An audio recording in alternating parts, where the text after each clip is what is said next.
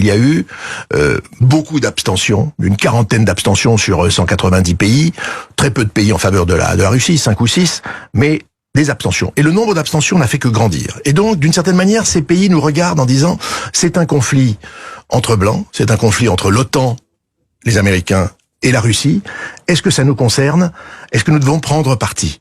Et en l'occurrence, regardons par exemple l'Inde. L'Inde, le Premier ministre Narendra Modi était en France en visite la semaine dernière. Nous avons essayé, comme partout où il va dans les pays occidentaux, de le convaincre de se rallier à cette condamnation.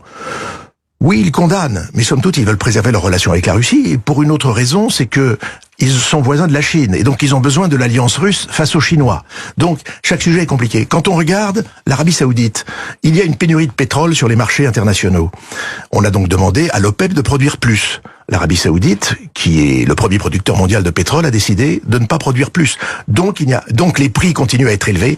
Et alors le monde entier nous regarde parce que les pays d'Afrique, par exemple, ou les pays d'Afrique du Nord, eux sont très dépendants des livraisons, non seulement, enfin pas d'énergie, mais des livraisons essentiellement de céréales. Bien sûr. Et donc toutes ces livraisons de blé, tendre, de blé dur, tout ce qu'on veut, ces livraisons de céréales sont interrompues parce que les ports de la mer d'Azov et de la mer Noire sont bloqués actuellement. Avec le spectre des crises de famine et des graves... Et donc, ces pays se disent, après tout, est-ce qu'il n'y ait pas temps de continuer à prendre nos distances, car ce conflit, il est négatif pour nous. Faisons très attention, car des circuits économiques, des circuits d'échange, des circuits financiers sont en train de se reconstituer en dehors de nous, en dehors des Européens, en dehors des Américains.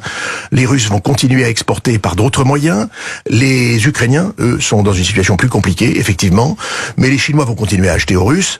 Tous ces pays vont continuer à acheter aux Russes. Et donc, nous sommes, je dirais, en train de perdre des canaux et des circuits économiques qui sont très importants pour nous et dont ces pays ne peuvent pas se passer. Ainsi va le monde. Pour conclure, Maurice Gourdeau-Montagne, quoi qu'il arrive à Poutine, la Russie, elle, ne va pas déménager. Ce sera toujours notre voisin, nourri en grande partie à l'idéologie conquérante, belliciste. Comment assurer notre sécurité à long terme? Comment dormir, si je puis dire, sur nos deux oreilles dans les 10, 20, 30 prochaines années?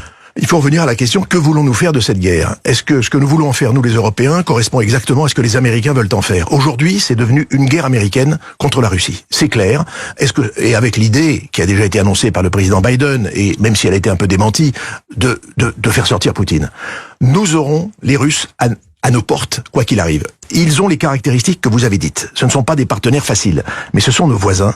Ils ont besoin de nous, comme nous avons besoin d'eux. Et nous avons surtout besoin, un peu comme quand on habite dans une copropriété, eh bien d'avoir un minimum de règles de comportement. Il s'agit donc de préparer dès maintenant les principes sur lesquels nous allons travailler. Nous allons construire la paix. N'oublions pas le mot paix.